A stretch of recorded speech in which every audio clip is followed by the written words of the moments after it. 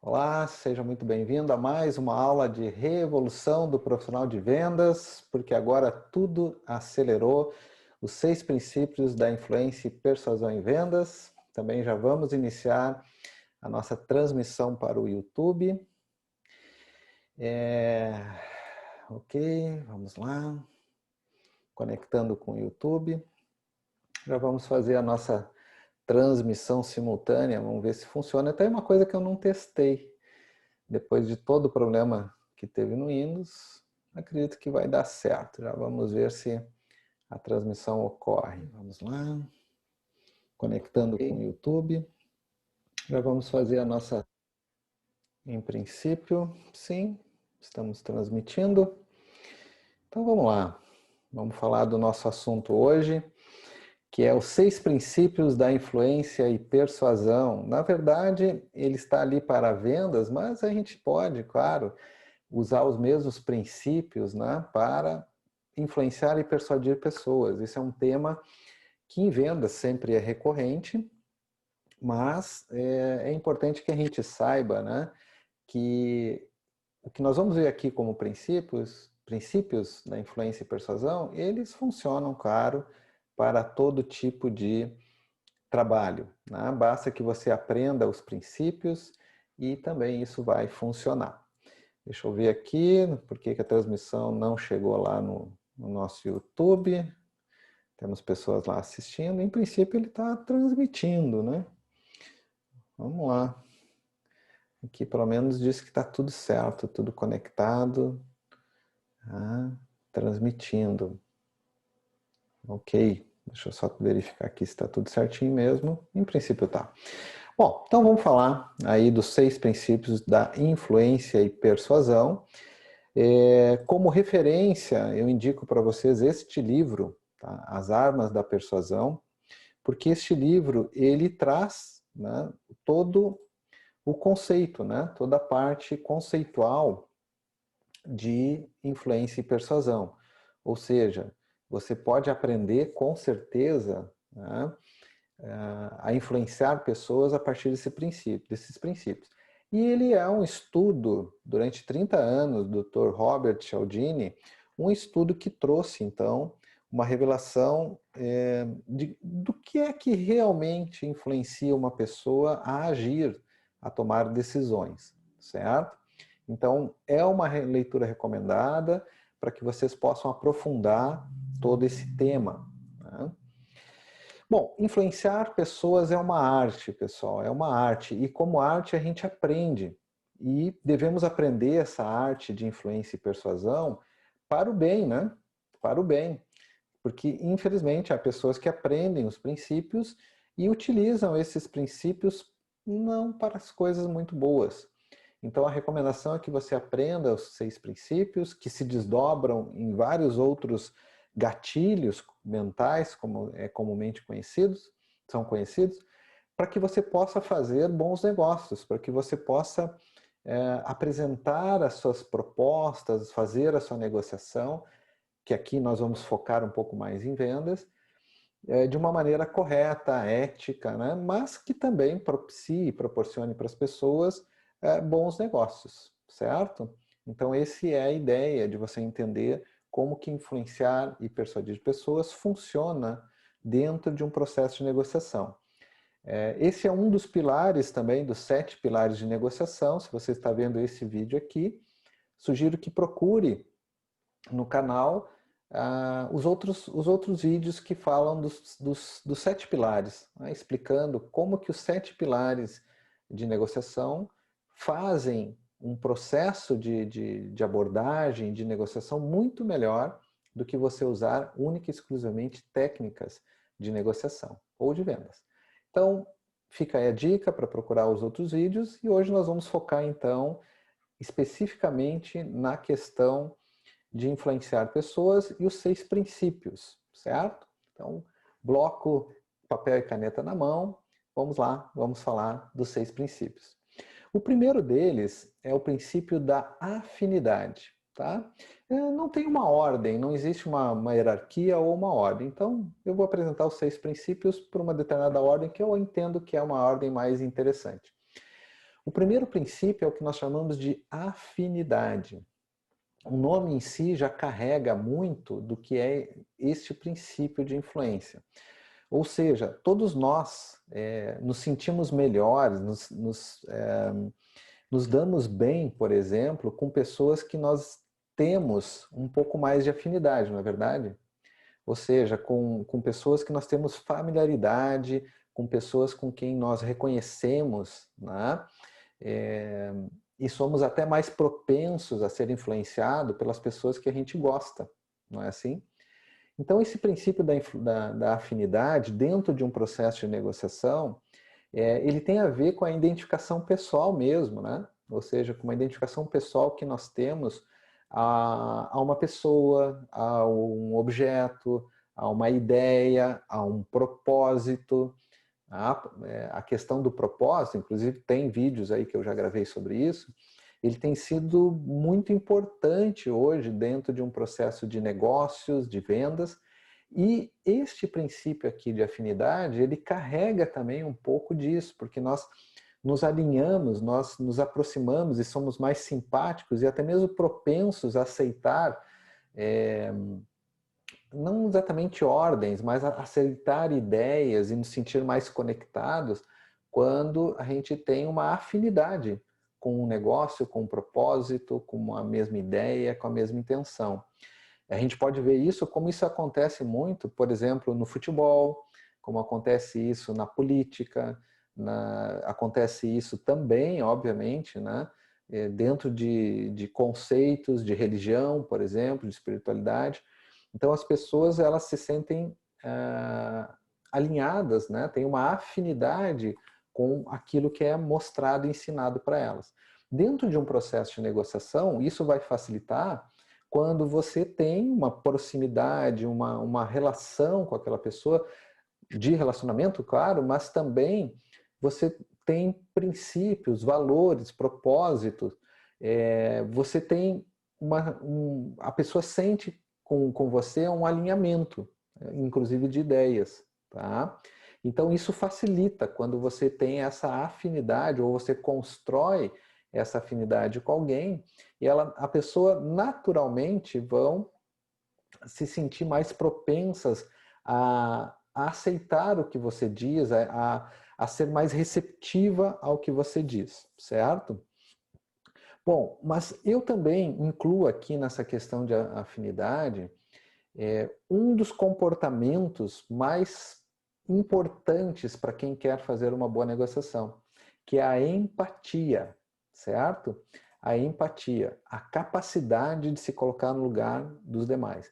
O princípio da afinidade, ele carrega um pouco dessa atitude humana, que é a empatia, e a empatia por si só, ela já é um grande influenciador. Por quê?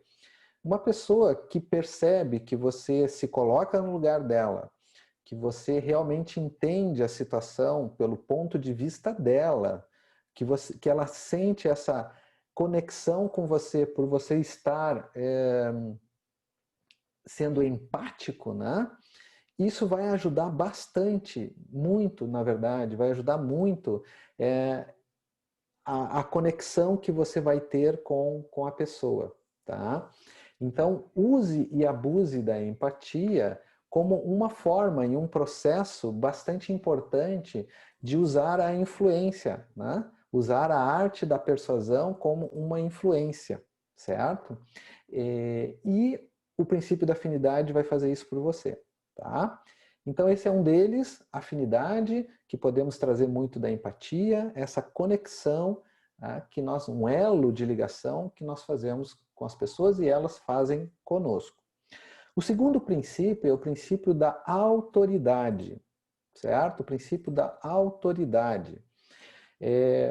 A autoridade não é o poder, certo? Poder e autoridade são coisas diferentes. Poder, ele pode ser muito relacionado ao posso, ao mando, ao desmando, certo? Ao poder que tem um cargo, eventualmente, né? De poder dizer sim, não, ou seja, ditar coisas. Não é isso que esse princípio da persuasão traz. A autoridade, ela é quase como é aquilo que as outras pessoas até te conferem, né? Te dão uma aura de autoridade. Profissões carregam isso, certo? Profissões têm isso. Por exemplo, um médico pela profissão dele, ele já carrega uma certa autoridade, porque, em princípio, um médico é bastante estudado, tem experiência, a gente tende a ouvir muito mais os médicos. Hoje, claro, né, a gente sabe que as pessoas, por acharem que são autodidatas, podem às vezes querer competir com o médico usando o Google, né? Não é disso que nós estamos falando. Mas a autoridade, algumas profissões já carregam, como o médico, né? A gente tende a ouvir mais o médico porque ele é uma autoridade naquele assunto. Um professor também, que tem uma especialidade em um determinado assunto, um advogado. Então, profissões carregam a autoridade. Como que a gente traz isso para o nosso trabalho, e especialmente no trabalho?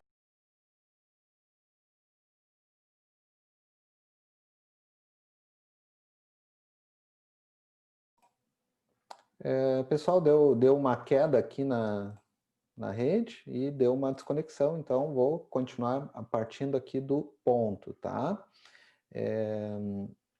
Então houve essa pequena queda e eu vou retomar aqui do último ponto, tá? Vamos ver como é que lá no YouTube se isso também aconteceu, tá? Provavelmente deu uma travada lá, deve ter dado uma travada, depois eu vejo. Bom, vou continuar daqui. Então eu estava falando do princípio da autoridade, né? O princípio da autoridade é aquele princípio que é conferido, às vezes até pela pessoa, ou pelas pessoas. Uma profissão carrega isso. Como que a gente faz isso, né, dentro do trabalho de vendas, então? Como que a gente faz isso dentro do trabalho de negociação e de vendas? A autoridade, gente, ela é muito construída pela seriedade do profissional também. Ou seja, o quanto ele é correto, o quanto ele é preciso nas coisas que ele diz, o quanto ele realmente é coerente um pouco com tudo que ele mostra, o quanto a marca, o produto que ele carrega, no sentido de apresentação, também tem um pouco dessa questão da autoridade, né? Então a autoridade, ela é conferida pelo mercado, pelas pessoas, é um reconhecimento que é dado, por exemplo, por você, profissional, né? Que você é um profissional sério, competente, fala daquilo que você conhece, busca trazer informações daquilo até mesmo que você não conhece. Então, uma figura, né, que está muito relacionado à pessoa e que tem essa aura de autoridade, ela tem uma probabilidade muito maior de agir sobre as pessoas, né, de influenciar as pessoas pelo simples fato dela ser legítima, né, de ela ser conferida pelas pessoas. Tá? Então, o ser humano é naturalmente inclinado até a concordar e, de certa forma, obedecer ordens de autoridade. Porém, neste caso, onde você não está usando o seu cargo, mas assim o seu conhecimento, por exemplo, a sua capacidade, a sua competência, isso por si só, naturalmente, tá, já parte para outra pessoa te ouvir melhor, aceitar melhor o que você diz. Então aprenda muito bem, né, como fazer isso, né? Aprenda muito bem sobre o seu produto, sobre o seu serviço, sobre o mercado, seja sério naquilo que você faz. É óbvio, né? Parece uma coisa óbvia, mas cuidado para não cair naquelas bobagens, né? De falar de política, religião, futebol, que de certa forma começam a misturar um pouco essa autoridade. Concentre-se no profissionalismo, né? Então a autoridade ela vai te trazer essa aura, né, de responsabilidade também, mas que as pessoas reconhecem isso em você como uma autoridade naquele assunto, naquele produto. Então se você é um técnico, por exemplo, e você também vende, porque existem muitos vendedores que são técnicos, o seu conhecimento técnico para ajudar o cliente, por exemplo, a fazer uma excelente compra, a comprar o produto certo, a resolver um problema, vai lhe dar naturalmente essa persuasão, né? essa influência que você pode ter a partir do seu conhecimento técnico. Ok? Então esse é um dos princípios. O terceiro princípio é o de coerência e compromisso. Tá? Coerência e compromisso. o que que são esses princípios, né? Eu posso traduzir isso numa frase, cumpra o combinado, certo? Coerência e compromisso tem muito a ver com cumprir o combinado. Ou seja, não prometa aquilo que você não vai conseguir cumprir ou que você não sabe que pode cumprir, certo? Isso também tem a ver com uma sólida construção de relacionamento, né? Como que você vai prometer coisas, por exemplo, que você não consegue cumprir? Ou que você não tem a autoridade para falar daquilo, e muito menos o poder de falar, certo? Então, coerência e compromisso, ele é, a própria palavra coerência já diz, né? Use o bom senso, seja coerente com as coisas que você promete, diz, fala. A sua vida tem que ser coerente com aquilo que você prega, o que você diz, né? Não, não dá para ter uma estigma, por exemplo, que alguém possa lhe atribuir da seguinte forma: faz o que eu digo, mas não faz o que eu faço. Né?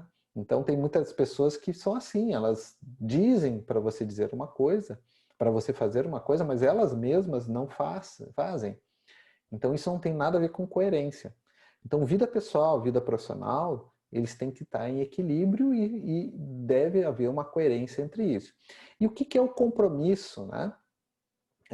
O compromisso é quando você não só se compromete com aquilo que você está dizendo, mas quando também você faz o cliente se comprometer com você, certo? Então, um exemplo, você marca uma data, certo? Você liga para o cliente ou passa uma mensagem para o cliente e você marca uma data de visita, certo? Ou, ultimamente, uma data de uma reunião virtual. E data e horário. E aí você diz para o cliente, por exemplo, o seguinte: olha, nossa data é dia tal, horário tal. Se por acaso houver uma mudança, tá, você poderia me avisar com antecedência? Por que que essa pergunta vai gerar um compromisso do cliente? Primeiro, se ele não aparecer, se ele disser sim, não, ok, qualquer coisa eu te aviso, tá? Ele está se comprometendo com aquela data, aquele horário e também se comprometendo de te avisar com antecedência para uma mudança, caso não seja possível dele comparecer ou de vir na videoconferência naquele horário. Alguns experimentos do Dr. Robert Cialdini dão conta que quando você faz o cliente se comprometer de uma determinada forma com uma ação, né, aqui, ou seja, neste exemplo simples que eu estou dando, é a ação de te comunicar, caso ele não possa comparecer com antecedência, até porque você possa se organizar melhor, né? O fato de você pedir o consentimento, ele consentir, né, ele se comprometer em avisar com antecedência, diminui as chances dele não vir, certo? Especialmente se isso é feito em público. Né? Especialmente se esse comprometimento que você obtém do cliente é feito em público.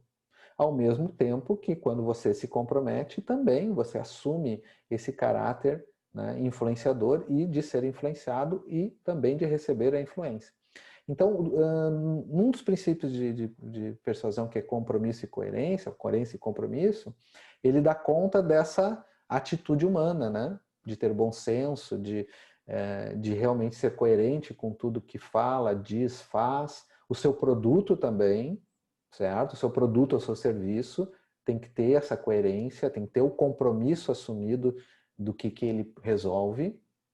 Mas quando a gente fala de pessoas num processo de vendas, é especialmente conseguir também esse comprometimento para que a pessoa esteja engajada com você naquilo que está sendo proposto ali, certo? Então, vejam que isso aqui não tem técnica de venda nenhuma, nós estamos falando de influência e persuasão. 6 princípios que foram estudados durante anos pelo Dr. Robert Cialdini, né, no livro que eu indiquei, As Armas da Persuasão, trazem esses princípios como sendo aqueles que são os princípios que mais influenciam, certo? Então, se nós aprendemos a usar isso no nosso discurso, na nossa conversa, na nossa argumentação, nós estamos naturalmente influenciando, certo? O outro princípio, o quarto que eu estou apresentando aqui, ele é um dos mais conhecidos, um dos princípios mais conhecidos de todos, que é a escassez. Esse é o mais conhecido de todos, né? Quem já não ouviu aquelas frases, enquanto durar o estoque, promoção por tempo limitado, tá? Somente hoje, ou seja, uma escassez, né? Algo que acelera algumas coisas para a tomada de decisão. A escassez ela já é usada, ela é a mais conhecida porque o marketing ela vem usando o princípio da escassez há muito tempo, certo? É quando você, de certa forma, faz uma restrição de tempo, de quantidade, enfim, de qualquer coisa que você possa fazer com que seja mais raro aquilo que você está colocando, né? Os estudos demonstram que a escassez e os gatilhos que podem ser acionados por causa da escassez, eles atingem lá o nosso subconsciente, né? Eles passam pelos nossos filtros e atingem o nosso subconsciente de uma maneira que muitas vezes a gente até percebe, a gente até vê, mas ele atinge, certo? Ele atinge. Só que nós temos que ter um cuidado na hora de usar o gatilho da escassez, porque ele precisa ser verdadeiro, tá? Ele precisa realmente ser escasso. Porque se você usa o princípio da escassez apenas por usar, mas ele não é verdadeiro, o cliente vai perceber isso em algum momento, tá? Então, por exemplo, eu já vi vendedores de loja de calçados, por exemplo, utilizarem o seguinte: olha, esse aqui é o último par, né, que tem na loja, não tem mais outro deste aqui. E esse é um uso bem comum do princípio da escassez, ou seja, o último par não tem mais, certo? E se ele argumentar de algumas outras maneiras, porque já vendeu bastante, as pessoas gostam, enfim, trazer alguns benefícios que o produto faz, ele acaba valorizando aquela escassez. Então, isso, se a pessoa está minimamente interessada, ela pode passar a ficar mais interessada porque é o último par, né? Agora, imagine o seguinte: você é, resolve comprar aquele último par de calçado, ou uma bolsa, um cinto, ou qualquer outra coisa que estejam dentro dessa questão da escassez. Com o argumento de que não tem mais depois, aquele ali é o último. E aí você compra. Tá? E aí, um tempo depois, uns dias depois, você vai ver o mesmo par de calçado, ou no próximo dia, ou no mesmo dia, como eu já vi, o mesmo par de calçado na vitrine. Pô, mas como assim? Não era o último aquele? Então, não dá para usar a escassez quando não é verdadeira, porque em algum momento o cliente ele vai encontrar a sua falha, a sua mentira, na verdade, nem é falha, é uma mentira, né? Então use os gatilhos e o princípio de escassez verdadeiros mesmo, certo?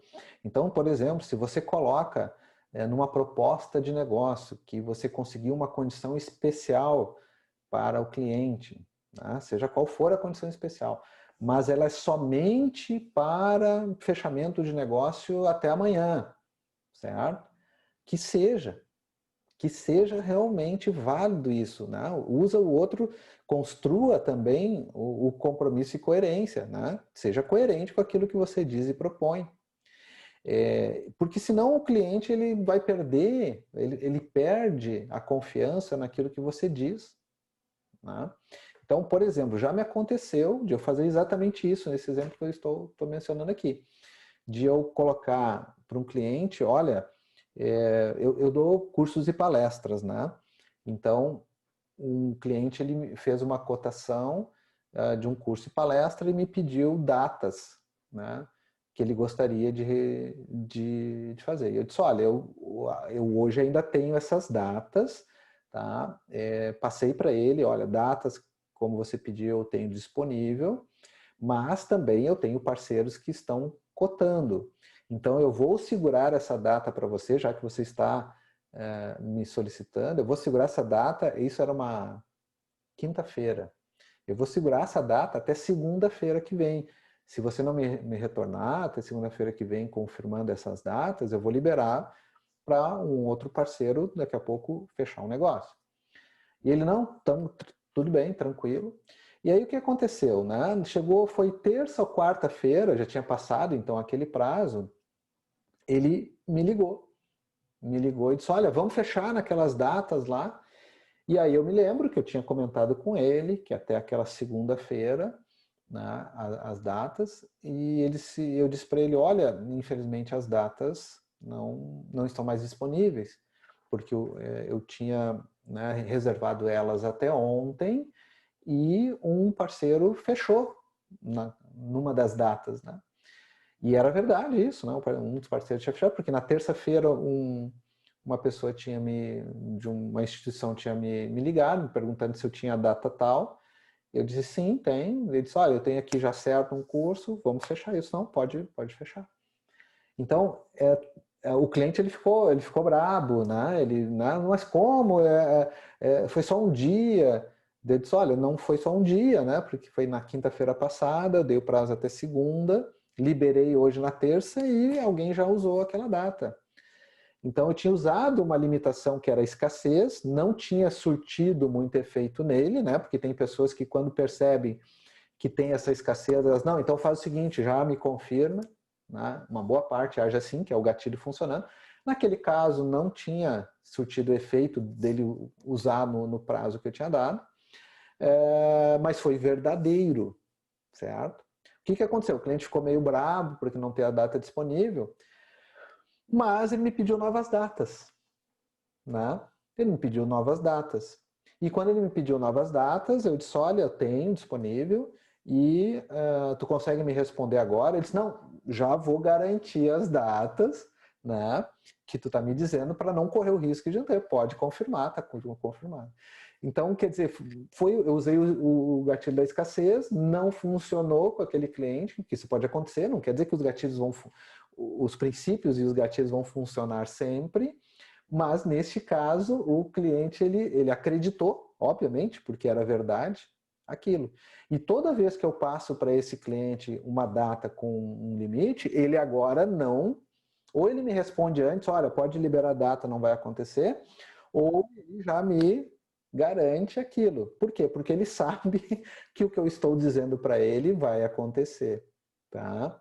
Então isso é um exemplo. O gatilho da escassez é o mais utilizado, tá? Ele é muito conhecido, muito utilizado, e só que você tem que ter sempre o pé na verdade, né? Ele precisa sempre acontecer de verdade, porque senão você corre o risco de simplesmente ficar sem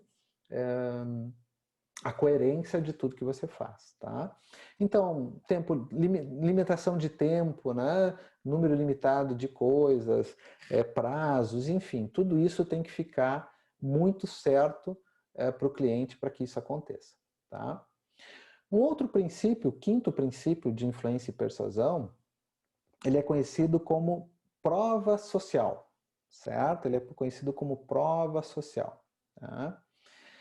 A prova social, ele tem algumas coisas, né, que envolvem a questão da prova social. É um reconhecimento que é dado pelo mercado a uma determinada pessoa, uma determinada empresa, uma determinada marca, né? Então a prova social, ela é construída, não é uma coisa que a gente consegue simplesmente, né, ter esse reconhecimento público, essa prova social ou aprovação social de uma hora para outra, tá? Então isso, por exemplo, uma marca pode carregar isso, seja uma aprovação social ou uma desaprovação social, né? Dependendo de como ela está sendo vista no mercado. Então a prova social, ela é algo que a gente leva tempo para construir, especialmente um profissional de vendas, ele pode levar tempo para construir essa aprovação social, mas ele constrói como essa aprovação social? Ele constrói a aprovação social muito usando a coerência, o compromisso, o bom senso, a empatia, ele acaba usando, né, a sua trajetória coerente, o seu conhecimento, a sua autoridade, para construir essa prova social, que é um reconhecimento que é dado a ele, certo, pelas pessoas ou grupos que ele transita. E isso por si só já é um poder de influência, tá? Então, a imagem pessoal do profissional conta muito para essa aprovação social. E ele vai ter que estar sempre cuidando muito disso. Como que as pessoas te veem, né? Como que as pessoas estão te vendo? Como que elas estão te percebendo, certo? E isso, com certeza, vai influenciar muito a forma como as pessoas te dão abertura numa negociação ou não, tá? Então, por exemplo, o que me ocorre agora, eu tive um vendedor que trabalhou na minha equipe há anos atrás, e ele tinha, ele era um bom vendedor, ele é um excelente vendedor.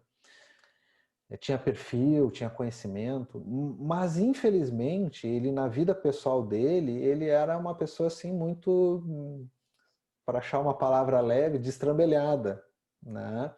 Ele, né, tava sempre em festa.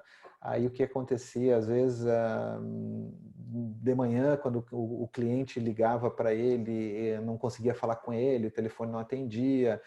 Aí eu ia atrás, né, tentava descobrir, aí sabia que ele tinha passado a noite em festa, daí estava dormindo de manhã. Então ele tinha essas coisas, né? O que aconteceu ao longo do tempo? Né? Primeiro que ele, né, começou a ficar difícil de lidar com uma situação como essa. Mas a aprovação social dele começou a ser negativa, porque as pessoas começaram a ver, olha, o fulano não adianta, quando eu preciso dele eu não consigo ligar, às vezes de manhã cedo ele não me atende, chega sexta-feira de tarde o celular está fora do ar, né? Então, a aprovação social, ela depende do teu comportamento. Se você não tem um comportamento coerente, se você não tem um comportamento que lhe permita ter essa aprovação social, o reconhecimento público não vem, né? Então há que se cuidar muito com o comportamento, com a sua imagem pessoal, tudo aquilo que você constrói na sua carreira, porque a aprovação social, a prova social, ela demora para ser construída, mas ela é muito rápida de ser destruída. Tá? Uma coisa que você fizer errada e que seja mal vista pelas pessoas com quem você trabalha e você gostaria de influenciar, isso por si só destrói esse poder de influência e persuasão que você tem, ou que você deveria ter. Tá? Então marcas cuidam muito isso, inclusive, por exemplo, quando uma marca ela usa de uma personalidade conhecida, né? Um ator, sei lá, uma pessoa muito conhecida no mercado, o que acontece? Ela tenta transferir, né, para essa pessoa um pouco, ela tenta fazer com que a marca dela seja absorva, né, por transferência, um pouco dessa aprovação social que esse artista, essa personalidade tem. E funciona muito bem. A gente vê empresas que utilizam atletas, jogadores, né, pessoas conhecidas de TV, de cinema ou jornalistas, enfim, usam essas pessoas para representar em um determinado momento uma marca. O problema é quando essa pessoa na sua vida pessoal faz alguma coisa que transfere também essa imagem negativa para a marca. E a gente já viu aí por aí marcas que da noite para o dia cortam, né? Cortam as verbas ou cortam aquele profissional para não contaminar a sua marca. A gente viu acontecer isso, por exemplo, agora, no momento de pandemia, onde algumas influenciadores digitais, não sabendo lidar com a situação, começaram a se perder ali, né? Começaram a fazer bobagem. Então, por exemplo, não cabe aqui citar nomes, mas, por exemplo, algumas pessoas bem conhecidas, ignorando o momento de pandemia, ignorando a preocupação com a saúde e os cuidados, promoveram festas em plena pandemia e colocaram isso, aludiram isso, né, colocando isso na internet como sendo o máximo. E alguns deles perderam os patrocínios, né? Perderam os patrocínios porque a repercussão foi muito negativa. Então a prova social ela é demorada de se construir, mas ela é muito rápida de se perder, né? Então a gente vê esse fenômeno, por exemplo, na internet, de pessoas que de alguma maneira conseguem, pelo seu trabalho ou pela casualidade, ou seja pelo que estão fazendo, atrair muitas pessoas, né, em torno de si. Então isso é uma aprovação social ou uma prova social. Nós, profissionais da área de vendas, construímos isso ao longo do tempo com a nossa imagem, com a nossa reputação, com a empresa que nós trabalhamos, né, e com os nossos atitudes e comportamentos no dia a dia. Isso por si só já é, né, uma construção demorada e que gera uma prova social importante e que vai ser por si só um poder de influência grande se você utilizar isso, a sua tradição da marca e de tudo. Tá? E o último princípio de influência e persuasão é o da reciprocidade, certo? O princípio da reciprocidade. Quando a gente pensa, né, no que significa isso, a gente pode encontrar uma palavra, para mim, uma palavra que praticamente traduz isso, né, que é a gratidão. Né? A gratidão. Eu acredito que as pessoas, quando têm os seus problemas resolvidos ou recebem a ajuda necessária, elas se sentem muito gratas. Né? E elas tendem a retribuir isso dentro de uma normalidade, claro. Né? Então, num processo de venda, sempre que você ajudar o seu cliente, você ajudar as pessoas a resolverem os seus problemas, as suas necessidades, os seus desejos, certo? Com o seu produto, com o seu serviço, com a sua orientação, vai gerar um sentimento, vai gerar uma gratidão e uma tendência das pessoas de retribuir isso, certo? De retribuir isso e, claro, se você focar em negócio, retribuir isso no negócio, né? Comprando mais de você, lhe dando a abertura para fazer novos negócios, indicando outras pessoas. Já me aconteceu algumas vezes de a pessoa não poder ou não é o caso de adquirir um produto ou um serviço meu ou da minha empresa, mas ela indicar alguém que pode. Né? E isso é uma forma de reciprocidade, certo? Então, como é que a gente vê isso acontecendo no dia a dia? Por exemplo, a amostra grátis. Né? A amostra grátis. É uma das coisas mais básicas, mais simples e utilizadas há muito tempo, como uma forma de tentar gerar reciprocidade. A gentileza, né? A gentileza gera gentileza. Se você é gentil com uma pessoa, ela tende a ser gentil com você também. Se você ajuda uma pessoa, ela tende a lhe ajudar. Né? Então, se você resolve um problema no negócio de uma pessoa, seja com seu conhecimento, com seu produto, e aquilo ali gera um sentimento de gratidão, isso retorna como reciprocidade. Tá? E pode retornar como reciprocidade pela pessoa ou por uma outra, né, que ela indicou ou que viu aquela situação. Isso é comum de acontecer. Né? Então, gentileza gera gentileza. Você ajuda, você é ajudado. Gere um sentimento de gratidão genuíno e você vai ter o sentimento de reciprocidade instalado na pessoa, e isso é um princípio de influência. Ela vai retribuir aquilo de alguma maneira. E o nosso negócio, né, o nosso trabalho é que ela faça uma retribuição, obviamente, comprando mais, né, fazendo com que a gente trabalhe para ela, tentando cada vez mais resolver os problemas que ela precisa. Né? Então, esses 6 princípios de influência, eles se desdobram em vários gatilhos que nós podemos e devemos utilizar, certo? No nosso processo de negociação. Então, eu vou mostrar aqui para vocês, pessoal, os gatilhos mais comuns, certo? Os gatilhos mais comuns, que são conhecidos e utilizados dentro desses 6 princípios aí, tá?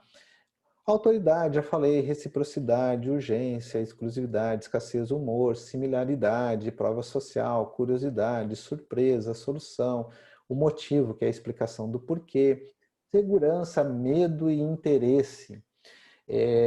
Eu não vou explicar todos eles, fica o convite para vocês lerem o livro, As Armas da Persuasão.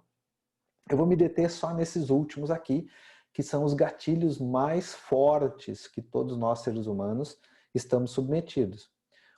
Tudo que envolva a nossa segurança, tá?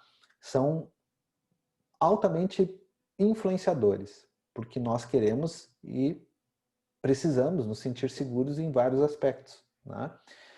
Pessoalmente, fisicamente, no negócio, emocionalmente. Então, todos os argumentos, todos os gatilhos, né, utilizados numa abordagem de venda que levem a pessoa a se sentir mais segura, tendem, certo, a serem mais fortes que outros. Tá? Tendem. Não quer dizer que um outro não possa. Eu vi, por exemplo, o humor ser um gatilho muito forte de conexão e conectar as pessoas, elas se influenciarem com tudo que aquela pessoa diz, tá? Mas eu vou me deter nesses três aqui. A segurança, então, ela tende a ser muito forte como um gatilho. E eu grifei em medo e interesse em vermelho porque eles são quase que uma dobradinha muito utilizada, né? O medo e o interesse, tanto que a psicologia diz que o ser humano age, né, baseado praticamente nesses dois tipos de gatilhos influenciadores, que é o medo e o interesse. Então, o medo, ele faz com que a gente haja, né, para bem ou para mal, certo? Então, por exemplo, por que a gente vai levantar amanhã de manhã para fazer o que a gente faz? Medo ou interesse? Né? Pode ser até os dois. Né? Medo porque se eu não levantar para trabalhar, o chefe daqui a pouco quer saber por quê. Né? E interesse porque eu preciso trabalhar para ganhar o meu sustento, enfim. Né?